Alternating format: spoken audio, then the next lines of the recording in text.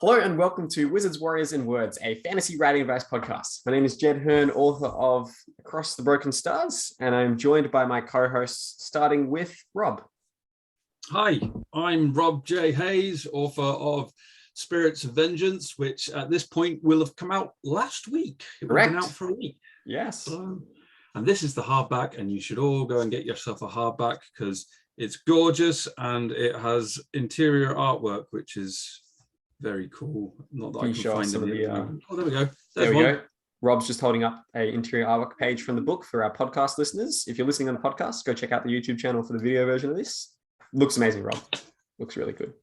And Mike, we are also joined by Mike. Hi, Mike. Hi.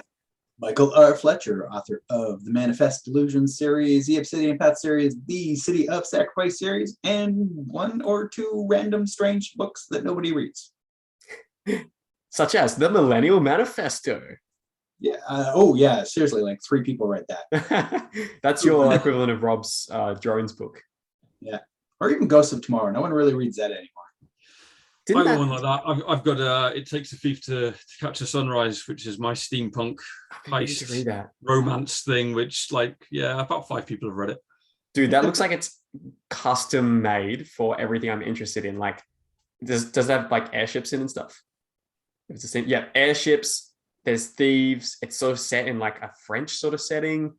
Yes, it's very much based on sort of like pre-revolution France. Incredible, like that. Yeah, I need to read that. I don't know how more people haven't read that. That's like everybody needs to read it. It's amazing. There's 2 of them, and you should all definitely go and read that. And not just read it, but buy copies for 20 of your friends and distribute it to them, and create a reading group where you just read this book once a month for the rest of your lives. Any less than that, and buy fresh copies for each reading. Yeah, fresh copies for each reading. Yeah, 100%. Do a reading every week if you can. If you're a winner, do a reading every week. If you're a loser, you can just do a reading every month. That's fine. People make their own choices in this life. And speaking of choices, a seamless segue into this episode's topic. Mike, you're talking about some particularly interesting choices that writers have to make along the journey. Yeah. Okay. So it kind of comes from the growth of, call it growth, the way shit changes. We probably all started out the same. There was a point in 2008 where I was like, I'm going to write a book. And so the big goal, because I tried before and failed, was to actually finish a novel. And at that point, that was success. If I wrote a book, I had succeeded. I could dance around laughing at people being like, I'm a writer, even though, it wasn't published. So I did that. And so there I am sitting with this book that I have written and, spent like a year editing. And so I achieved my goal. Great, I'm done. Well, of course not. Like, you shift the goalposts, right? So at that point, I'm like, I wrote a book. Clearly I'm awesome. I will now get an agent for it. So started hunting agents. Couldn't get one because the book sucked. Spent more time editing, eventually landed the book with a Canadian micropress. Yeah, and so now I am a published author even now, technically. I'm done. Except, of course, I'm not, because the goalposts have to move again, or otherwise you just stop, right? So the next book, which was Beyond Redemption, now I'm like, this one I'm going to get an agent for, this one, like my big goal in life. Like, if I can land this with a big 5 publisher, I have made it. I have achieved everything, like beyond my wildest dreams. A couple of years later, that happens. And so you have to shift the goalposts again. And I'm just curious how this works, for you guys.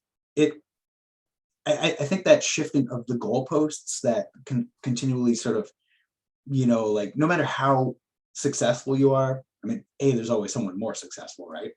But also it's, you're never, you kind of can't be happy. You can't be satisfied. Rob, what do you think? Yeah, I agree. It's like success kind of leads to wanting more success, doesn't it? It's like you can sell like 100 books, and then next time you'll be like, yeah, but what if I sold 200? And then it's one of those things that it just accumulates, and you always want it to be more. You always want it to be better, and that can be a really tough thing to come to terms with, because it's not always going to be the same. It's like you can write a book which might do really well, sell really well, and that's success for you. That's like brilliant. It's not just writing a book, it's selling well. That's great. But then you write the next one and maybe it doesn't sell as well, and then that feels like a failure. It's not. You've still written a book, you've still published a book. That's something. There are still people reading it. That's a lot. But because it hasn't done as well, it feels like failure. That's one of the things that I struggle with. Part of my brain always thinks like, well, each book's going to be more successful than the last because I'll have built a bigger readership, or I'll have learned more about how to write, so it will be a better book. But then it may not do as well. It may not hit the right audience, or I may not execute it as perfectly as I had the last one. So it may not be as good a book, or it just may not sell as well. And it's a real struggle to figure out where to move the goalpost back to in that sort of sense. Yeah, moving the goalpost back somewhere. Yeah. So that the ball, which missed the goalpost by landing short by 20 meters, actually you move the goalpost forward, and the goalpost moved past the ball, therefore it is a goal. And you're yeah. So I kind of feel like you need to reset the goals with each book. Instead of just trying to constantly push it forwards, you need to reset them. And I don't know what form that takes exactly. That's still something I'm very much trying to figure out myself. So, but yeah. It's a tough one. I think it's so interesting what you just talking about your story then, Mike, because it's like, yeah, wow. Like if a few years ago I had, known that at this time now, I had published 3 books and that I was writing a game for Choice of Games, I'd be like, oh my gosh, that's everything I've ever wanted. That's like total success. Like, I'll be so happy. That's amazing. That's incredible. Like, that'll be life accomplished. And now that I'm in that point, I'm like, man, I feel like I'm just beginning. Like, I feel like there's so many more goals to hit. Like, there's so many more different stories to write. And I don't feel successful at all, whatever that word means. And then I guess the interesting question there is like, will there ever be a point? Will there ever be a point where you feel like you've had enough? And perhaps that point comes when you are being able to write full time, making a decent amount of money from it, such that you cover everything. But as both of you, I'm sure, have discovered, like that is also not a thing as well. But that's definitely something that I tell myself. I'm like, it's not that I'm unhappy where I'm at the moment, but I'm like, when I get to that point where I am writing full time, that's when I'll feel like I've made it as an author. That's when I'll feel successful or whatever. Even though I guess I intellectually know that really when I reach that point, it'll just be the beginning. And then I'll be like, okay, well, I'm looking at, hopefully like another 40, 50 years of doing this thing. Like, how do I, move the goalposts for that? And I do wonder, do you think it should be something that people think about in terms of trying to reach a state where they are happy with enough? Do you think continual growth, like forever, is good? Like, I'm just curious because I definitely, I guess my actions up until this point, and probably my belief is that no, you like just continually try to grow, try to continually work on new things and continually develop yourself in that way. But like, it's a biological reality that will not always be the case, right? Like, I really like sport and climbing now. Ridiculous anyway, and especially something like this, like it's just not going to happen. Exactly. Yeah. What I found funny is, and I don't know if this is everybody. I'm guessing it probably is. So I keep changing my goals, but I keep changing my goals such that it means I'm failing. So I have never can never succeed, because each time if I kind of get close to that goal line that I've set for myself, I just move it back farther. So I'm like, I'm failing again now, which I guess kind of pushes me to keep going. But like the writing, for a living, So for a long time, that was like the big dream, was like, I want to not have a day job. I want to be writing full time, focusing on books. As of June this year, I started doing that. And really all it means is that I can now be super stressed. Every time I look at my KDP page, and if I see a day where the sales are dropping, I'm like, it's the end. It's the end. Like, how am I going to make my mortgage payments? Call up your wife and you're like, all right, we're moving out into the streets, sell the home, burn all our possessions. Let's get to find a nice cardboard box, find a nice alley in Toronto. Yeah. Move cheaply. So, that was the goal. But now that I'm at least briefly here, and like, I go into this knowing that like, it's entirely possible, or in a year or 2 years or whatever, I could end up back at a day job. Yeah. I would consider a catastrophic failure. But, that's fine, whatever. But now that I'm here, obviously I haven't achieved my goal, because the goal has, and now it's like, chasing these sort of the myth of some kind of stability, or just, more sales, more success, more readers. Would be nice to sort of like have an income above and beyond sort of getting by. Yeah. It's one thing to go like, okay, I can quit my job now, but that doesn't mean you're like rolling in cash and, it's all hookers and blow. It's, I was wondering why you had a Ferrari parked out the front of your house when I swung by the other day. That was a bit suspicious. I think the important way to look at it is trying to shift your perspective. It's not an all or nothing thing. It's not, I have either failed or I have passed the goalpost and that's a success. It's more like you're just sort of running a marathon, and there are goalposts every mile or whatever.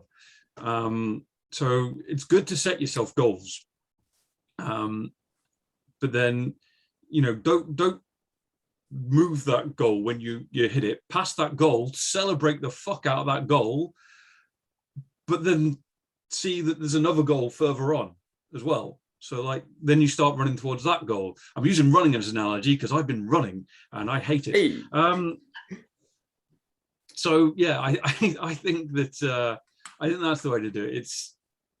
It's not an all or nothing. It's not just like I've either succeeded or I've failed. It's okay, I'm striving towards this goal. I'm striving towards this achievement, and then I've got it. Great, celebrate it, have fun, move towards the next one. Because otherwise, it just kind of becomes a depressing thing of like, well, I've not succeeded yet, so I've failed, or that whole thing. We're like, yeah, I've succeeded, but no, it's moved. Damn you! I still can't celebrate. I moved it on myself, even. Exactly. Yeah. Like everyone else is telling you you've done well, and you're like, nope, I haven't. I think there's a couple of things that come to mind and sort of that I suppose keep me sane throughout this process. And the first one is that I forget where I read this a while ago, but it was a quote along the lines of, if you don't find it within yourself to be satisfied with what you have right now, even if it's just for a day, then it's unlikely that you will ever have the ability to be satisfied with where you're at, no matter how much money you make, no matter how much fame you have, no matter what books you write, whatever that is. And obviously that doesn't mean that you just have to, sit around and be complacent for years while you're just like, oh yeah, I'm just happy doing this thing, which isn't like what actually my goals are. But if you can't find a way for, just a couple of hours, or when you sit back and reflect, to be like, oh yeah, it's actually kind of cool that I have this fun hobby outside of my day job that is starting to make a little bit of money, or that is providing me with some creative fulfillment. If you can't find a way to be happy in that mode, then it's not going to get any easier necessarily as you continue to upgrade your external world, because hedonic adaptation is a real thing. And there's been a lot of studies about, someone wins $1 million in the lottery, and 3 months later, their happiness levels the exact same as before. And conversely, someone, maybe loses a limb or something horrific like that, but 3 months later, their happiness levels same as before. So hedonic adaptation is a real bitch. And the way to kind of solve it, I think, is to, be reminding yourself to be grateful at different points throughout your life. And another thing as well, which I find very useful, is to try to tie your sense of success to intrinsic things that you have full control over. And particularly for writers, I think it's very easy to get distracted by sales, by reviews. And these are things that do matter in the scheme of things if you do want to make a good living from your writing. But I think what's more useful to kind of tie your self-worth to is the craft. And with each book you're undertaking, asking yourself, like, what am I going to be learning throughout this book? How am I going to be implementing a new writing technique? What am I going to be doing to make these characters feel more realistic? How am I going to make these worlds more interesting? How am I going to make it more suspenseful? And I found that for myself, and I'd be curious to get both of your takes because you've written so many more books than me, and presumably you found a way to hopefully keep it fresh each time. That's something that I've definitely found useful to kind of keep myself engaged, is to just give myself a new internal challenge for each book, which I have full control over, as opposed to setting an arbitrary sales figure, which you may or may not achieve, and ultimately you don't have full control over it. And then the last thing as well, before I ask you your thoughts on that, is I think there's different phases of your life as well. And I think there are times when it's probably okay to be motivated to try to chase that external success, to try to chase the trying to get to the point of your books are allowing you to earn full time as an author, whatever that is. And then eventually I think there's hopefully a phase where you shift towards a more internal way of being, where you are able to just be more satisfied with where you're at in that present moment. And you are able to be happy sort of on a flat line, rather than requiring a 45-degree continuous improvement slope in order to stay satisfied. But I think it's interesting, and I'd love to hear your take on it for both of you, is because I feel like where I'm at the moment, I sort of need to be in that stage where it's okay to be sort of dissatisfied with where I'm at to motivate myself.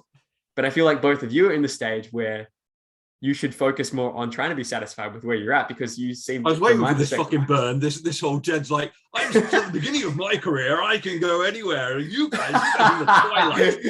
Well, no, it's more like I feel that.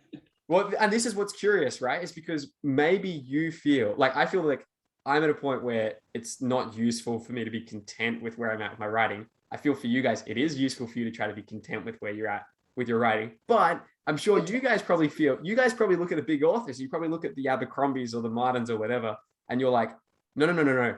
I should be discontent because I've still got a lot of work to go. But these guys, they should be content. Like George Martin's stressing over his last books. Why should he be stressing about that? He should be at a point where he's just trying to be content or whatever. What do you think about that? He's content by not writing them. Well, like maybe he's achieved it. He's a Zen master. Yeah, contentment is death, right? I think comfort is a bad thing. Being, pleased with where you're at is a lack of drive. I have no interest in being content. Cool. I don't want that. That's not my goal at all. And zero interest. I like to be happy, but I don't need content to be happy. That's an interesting. Can you unpack that for me? I need to achieve things, and then I need to set sort of more goals and keep moving. Backing up to something, you sort of asked a question and then you kept talking. Yeah, sorry. We're talking about how you sort of set new goals for new books. Sort of keep that fresh and change your goalposts in a more defined way, like with your books, rather than setting like economic goalposts kind of thing. Which got me thinking. Part of what I do is I write each book differently. Not quite each book, but I change my process constantly. I don't really have a way I write. So like I keep sabotaging myself by trying a new process and to see, which works better. I've got one now that works fairly well, but I still tend to run into blocks. I still grind to a halt. So it's obviously it's not like the end thing. And I have ideas. I know how I'm going to write the next book. I have no idea what the book will be or what it will be about, but I know the process that I have that I'm going to use. And it's going to be something I've never done before. So I'm like super looking forward to that. Also, I just don't want to be writing the book that I'm writing, because the book that you're writing is always boring, but the book you're going to write next is super fucking exciting. Oh, the next book will be a joy the whole time through. I I agree with what Fletcher said. With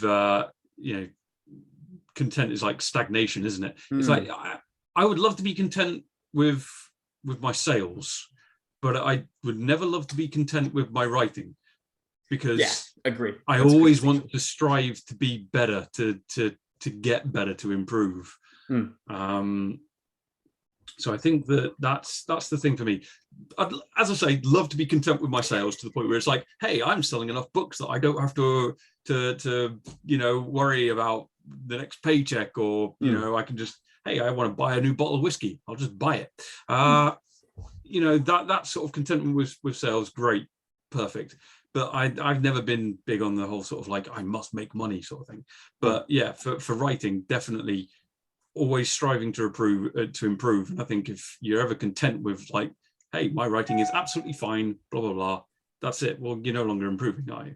Yes, I think that's an important distinction that we have probably been talking around, is the idea of like, I think when you start to tie your goal to the outcome of things, or you tie your self-worth to the outcome of things, like that can be dangerous. But when you tie your goal to the process of it, and you're like, it's not so much a case of trying to experience inner peace at the expense of progress, or not trying to experience progress at the expense of inner peace, but rather it's you experience peace through the progress of moving towards trying to write a better book, something that you have control over. And I think shifting yourself to being like, I'm going to enjoy this process, and the process is where I'm spending the most of my time. So that allows me to be content in the sense of I'm continuously trying to improve my writing. Like, I think that's sort of what all of our approaches seem to come down to,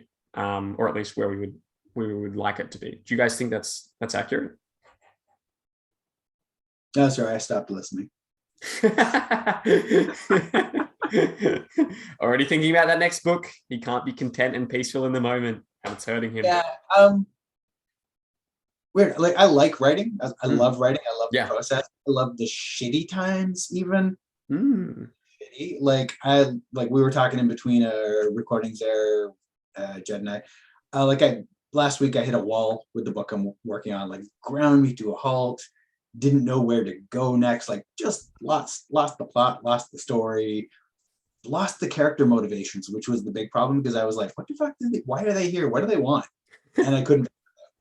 And I spent several days sitting in front of the computer, staring at it, hating it.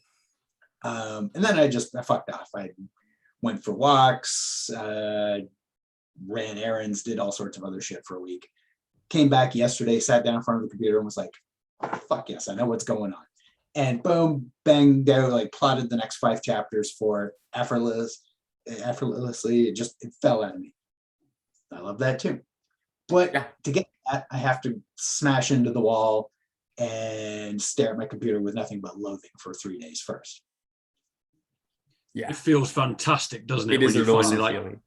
That's it. That's what it needs to be. It's like I had the same. Like when I was writing book 4 of the War Eternal one recently. It's like Sins of Mother.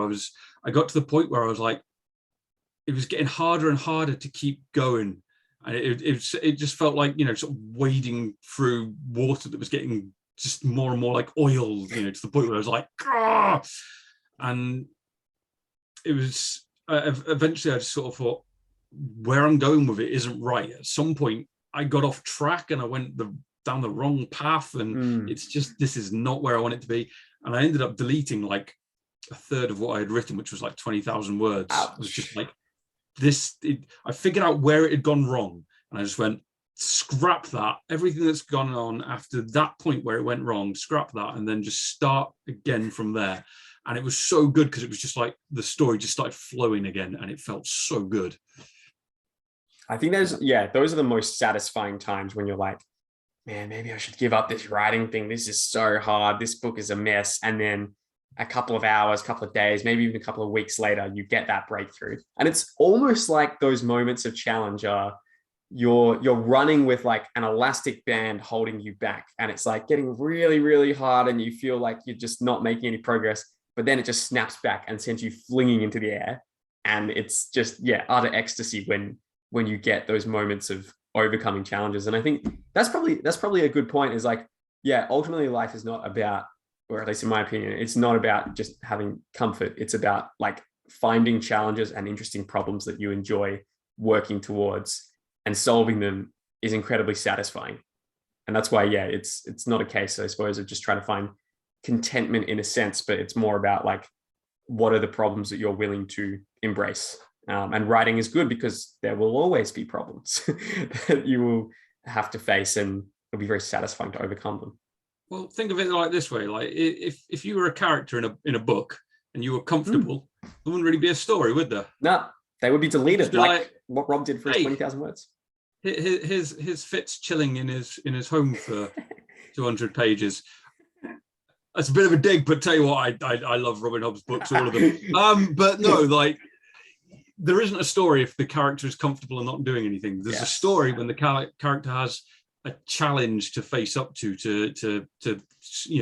strive for, a goal to strive towards, and something to overcome. So think of it as you're a character in one of your books. You need to have challenges. You need to have goals. Yeah. And just because you've hit one of those goals, hey, look, there's a bigger bad guy you still need to fight. That's it. No, I totally agree. I think that's metaphors all over the place there. I don't know. Hey, it works. You're a writer. You can do whatever you want with metaphors, similes, with whatever, really. Synodokis. I didn't even know if that's how you pronounce the word.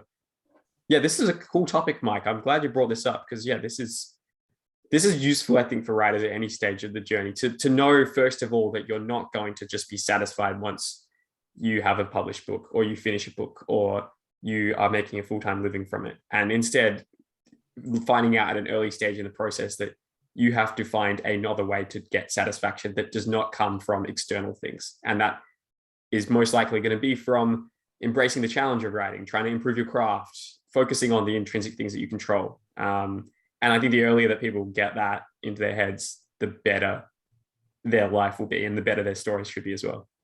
Yeah. So, Rob, where are you setting the goalposts right now? What's your sort of, what's your next, like, something specific? What do you want next? Great question.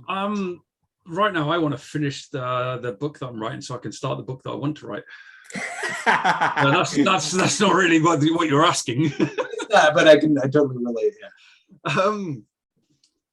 I personally, for me, I want to figure out a way to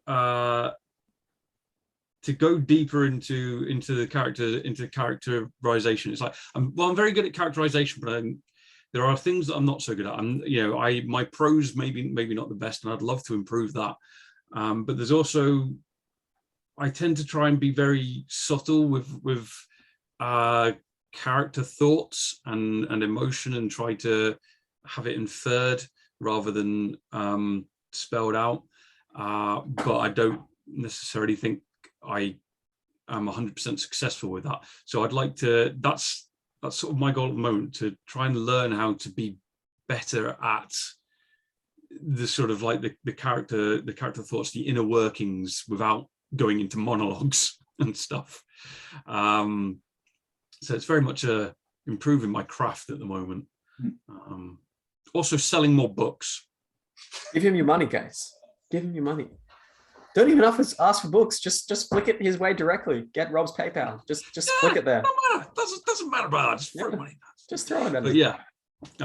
So I definitely have writing goals that I'm trying to reach to improve my craft, personally. And part of that's because I've given up trying to figure out marketing. Yeah. So, Jed, where are you at? What's your sort of like? Yeah, well, I can tell you super specifically in the short term. My camera seems to be fritzing in and out, but hopefully you'll be able to see this in a second. So I have a whiteboard next to my desk where I write various goals. And the main one is just to finish the Siege of Treblinka. I don't know if it's showing. Where do we go? Geez, this camera is really not working that effectively. It's not, is it? Okay, it's basically, whiteboard, though. I will just describe it for people using words because the visuals are not functioning very well today. But essentially, my short-term goals are to try to finish the Siege of Treblinka, which is the interactive fiction game that I'm writing for Choice of Games.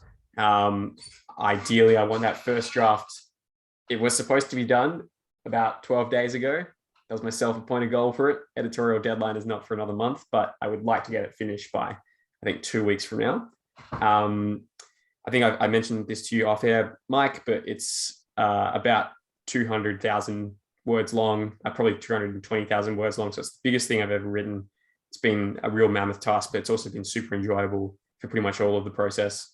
So yeah, I think my main short-term goal is to get that finished, get that out there. And then kind of medium-term goal is I would hope that it has earned back the royalty that they paid me for it in about 6 months or so. Hopefully to the point where it is starting to then generate, passive royalties throughout most of next year. And yeah, based on some of the calculations that I've seen from other authors who've written from them, it does seem like it should hopefully get to that point.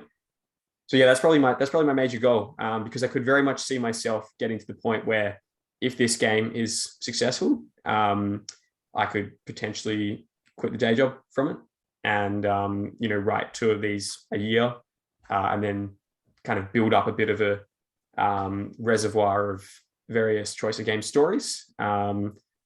Geez, this camera is going so bad.